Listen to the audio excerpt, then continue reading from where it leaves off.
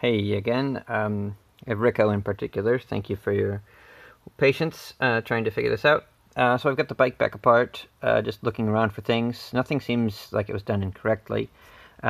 Initially, this shifter spring had been damaged when we took the bike apart, which is obviously why it wouldn't shift any longer.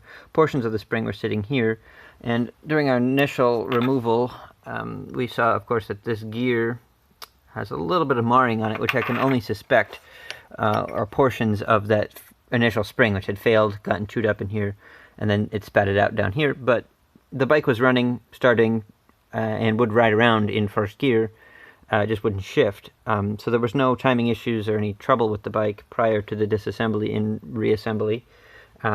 So we've got the thrust washer, a little bit of grease on there, and then the flywheel, and then torquing everything down.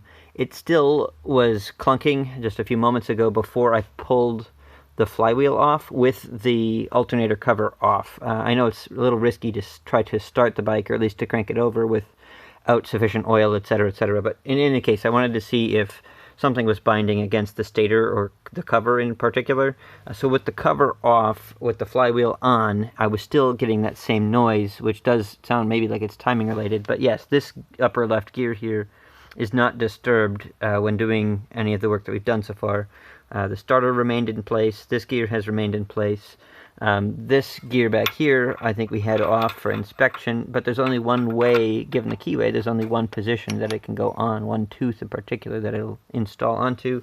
And similarly, the only other question I guess perhaps I had is that I don't suspect this stator, I don't suspect the flywheel here has anything to do with timing or fueling, but I did notice that in the one video that I linked, there's this notch roughly at the 11 o'clock position that I have right now. I don't have both hands free, but that notch in the flywheel here, which is supposed to index into, or I should say line up with the keyway of the crankshaft here,